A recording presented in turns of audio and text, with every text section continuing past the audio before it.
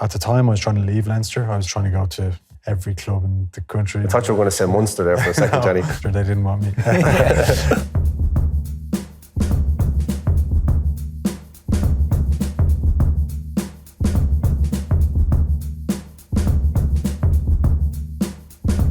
I think sports people that achieve a lot know there's a lot of support around them, but at the end of the day, it does come down to yourself as well, and what drives you and what motivates you, and that's what's always interesting for me to speak to other sports people at the top of their game.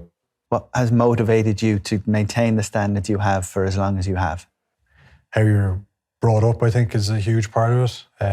Like wanting to do the best you can or whatever you do. That was essentially the message that was driven into me from my parents. If you're going to do something, you do it properly. If you're not going to do it properly, you're not doing it. Like that was it. Like, and they never pressured me into doing anything, but it was that.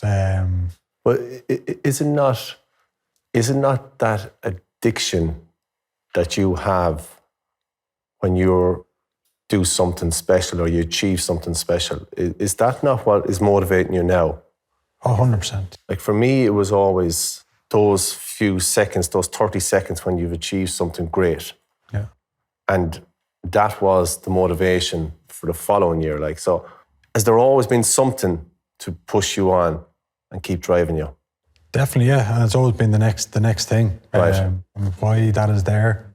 I think what you just said, you probably summed it up better than me, that addiction to the moments in the dressing room, the moments with your family, all those things. Like, it's probably a combination of things, I think. We're speaking a lot today about the topic of self-belief. What's your relationship to that? It's something that I think you have to have, and it's something that you develop over your career. I can think of all the good times when I had that, but it's probably more pronounced in me is the times where I didn't have it.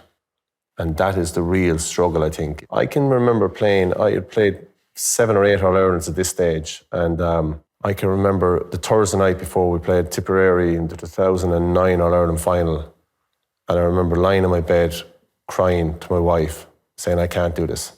That self-belief was gone in me, and I think the pressure I'd put on myself would become too much of me, and it was just bearing down on me so much, and I become anxious about the whole thing, and I just felt, I'm not going to be able to do this.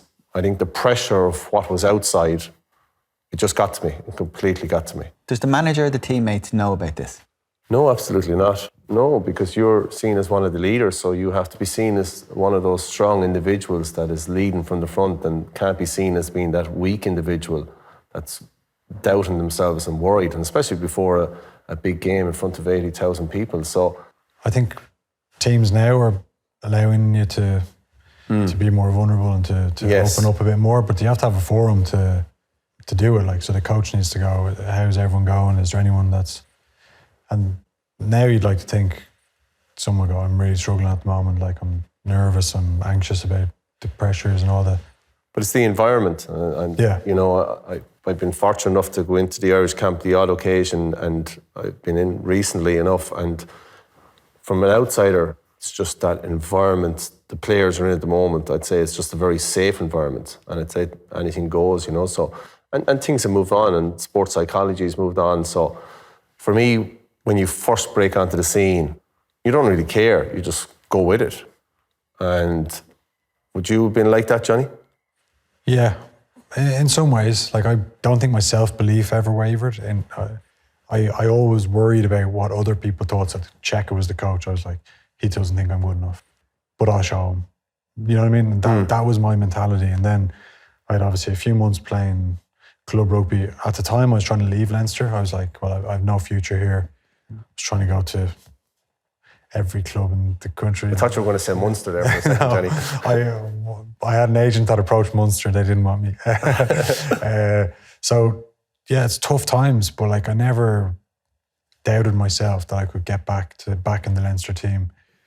But did you take a lot of lessons from that year that you brought and still bring forward with you? Yeah, loads. Like, so, like, obviously, you got to be yourself. You know, you got to try and get better all the time, 100%. But you got to, whatever the coach is picking you for, that's where you're getting picked for. So go out and deliver that.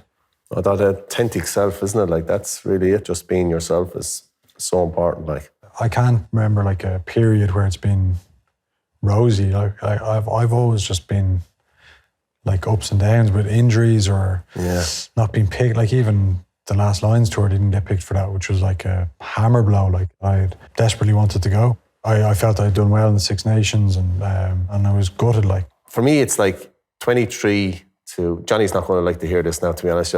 23 to 27, 28, peak your powers. Just throw it at me, I'll manage that. It's that next phase then, 28, when I felt that I was probably thinking about what the galleries wanted more than being my authentic self. And, you know, I kind of found that through talking to someone. And that helped me in the latter stages of my career. About 6 or 7 years ago, you were at the stage where Johnny is now, knowing that the competitions you were playing were the last ones.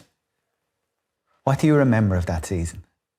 My last season wasn't great because I trained too hard, wasn't performing to the level I probably should have been, and I got dropped then, and I didn't make it. So as much as my ambition was, I wanted to go out on a high and, you know, get there, which I did. I won my 10th All-Ireland and I got to leave on a very good note, but it was a somewhat frustrating year. I suppose I was at war with myself.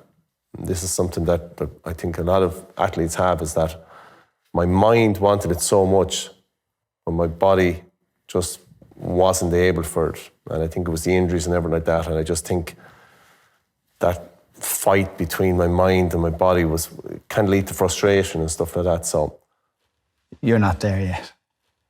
No, well, no, touch wood. Someone give me some wood. Being a professional sports person is hard. Like to stay fit all the time, playing a contact sport. So I've fought with that since I was 27, 28. Like, you know, and that's the thing that kills me the most, injuries. Like, and it's the thing that really used to like frustrate me. You almost have a sense of embarrassment, like, not again. Like, how can I'm doing everything right. Someone takes you out and you're out for 3 or 4 weeks, like, and you feel bad. You feel like you're letting the team down. You've had this sense of like shame because, like, oh shit, that fella's injured all the time. You know what I mean? And I feel the same. Like, do you have any advice for Johnny to prepare for the transition from being an elite player crossing over to being a former player? That sense of drive and motivation and determination, that exhilaration you get from achieving something that you aspire to do, it's very hard to replace, you know. And for me, it was like, when I got to the end of my career, I said, right, where is that adrenaline coming from? You know, I don't want it to be in hurling. I want it to be something different. So I threw myself into work, aspiring to get some buzz that probably wasn't there for me. Well, that's exactly how I know I'm going to be. As in, I'm going to try and get away from the game and see if I can go and work and see if I can be happy and motivated, and whether it works out or not, I don't know. At least I tried. I think for me, I missed the game so much, but I just felt I needed to step back and go at something different. So I ended up having an accident with my son, and that just changed things again for me. Just gave me great perspective of life, I suppose, of the importance of family, naturally.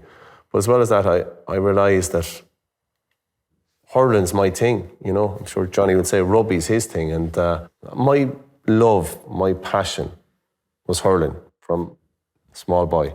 That's where that passion still lies.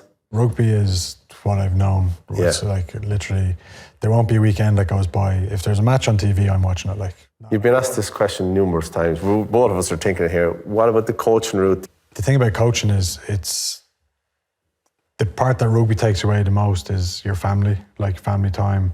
You're away so much, like your weekends are gone.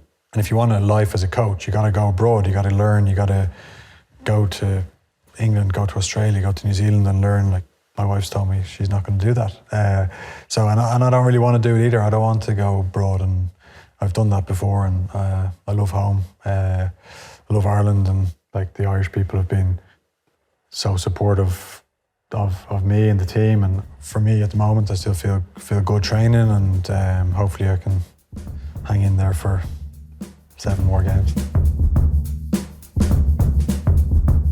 I had a kick from the touchline and I looked up and they had O'Gara sitting on the bench on the big screen. So next time you see O'Gara, I want you to stick the ball right between his eyes.